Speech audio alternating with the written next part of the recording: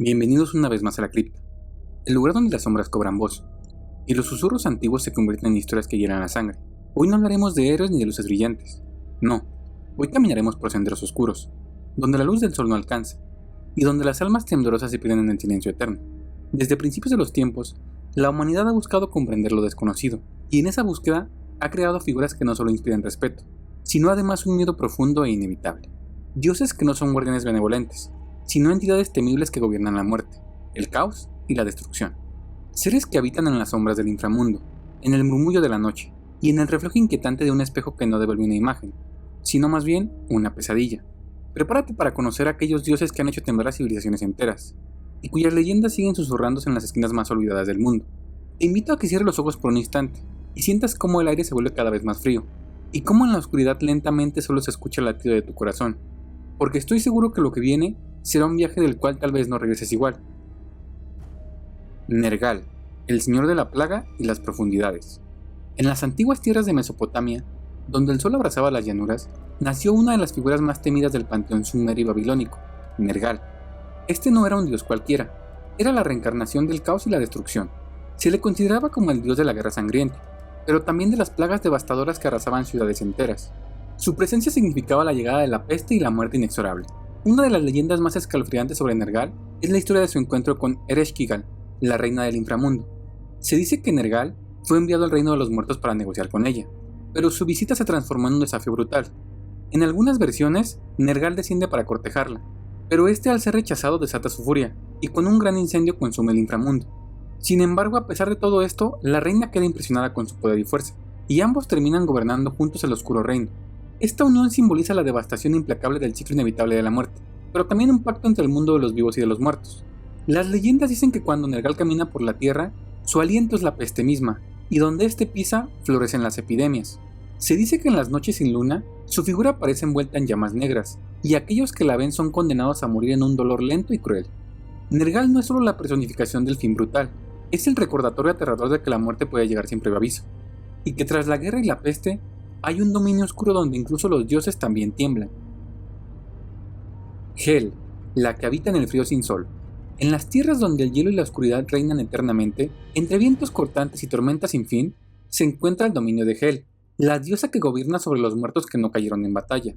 Hel es la hija del gigante Loki, y su origen ya es un presagio de su naturaleza oscura y temible. Según la mitología nórdica, los dioses la enviaron a reinar el inframundo, un reino frío y sombrío llamado Niflheim, un lugar donde no hay luz ni alegría, solo sombras, niebla y un silencio eterno.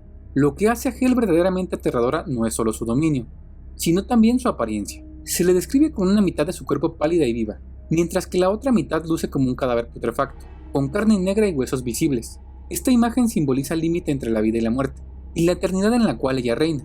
Las leyendas cuentan que su palacio llamado Elivagar está rodeado de un río helado y oscuro. Una historia escalofriante habla de cómo los vivos temían cruzar a su dominio, pues se creía que una vez que el alma entraba al Helheim, no había regreso posible, y que Hel misma podía enviar espectros y sombras para perseguir a los vivos que osaban entrar a su reino. Además, en la mitología nórdica se dice que Hel tiene el poder de decidir el destino de las almas, ya que no todos los que mueren en batalla son llevados al Valhalla, y aquellos que mueren por enfermedad o vejez van a un oscuro dominio, donde los espera un invierno sin fin.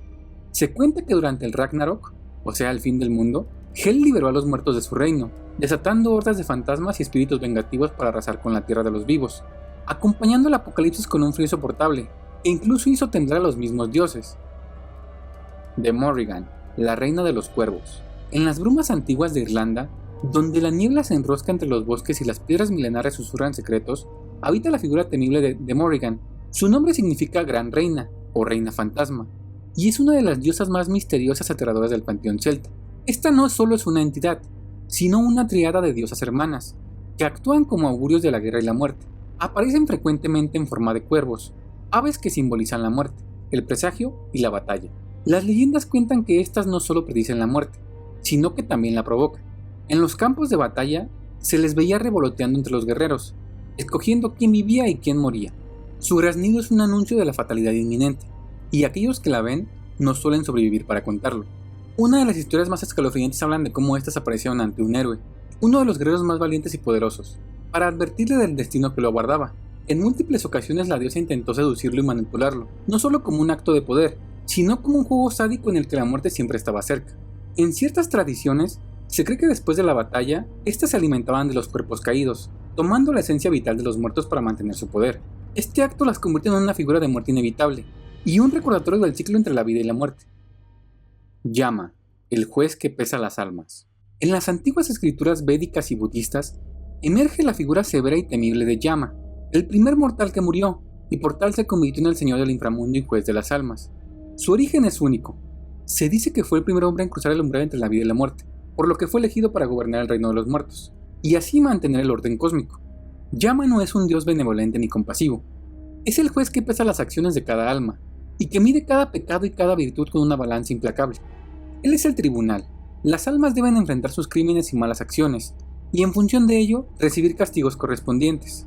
Las leyendas más aterradoras cuentan que Yama lleva consigo un lazo de hierro, con el cual atrapa a las almas, y que sus asistentes, los llamados Yamadutas, son demonios que persiguen a los moribundos, para así arrastrarlos al inframundo sin posibilidad de escape. Se dice que en la noche sin luna, la sombra de Yama se extiende por la tierra, buscando a aquellos cuyo momento ha llegado. Su mirada fría y su presencia son sinónimo del destino irreversible. Aquellos que intentan engañarlo o escapar de su juicio se enfrentan a tormentos eternos, como castigos en los múltiples infiernos descritos en los textos dármicos, donde las penas son tan severas que desatan terrores inimaginables.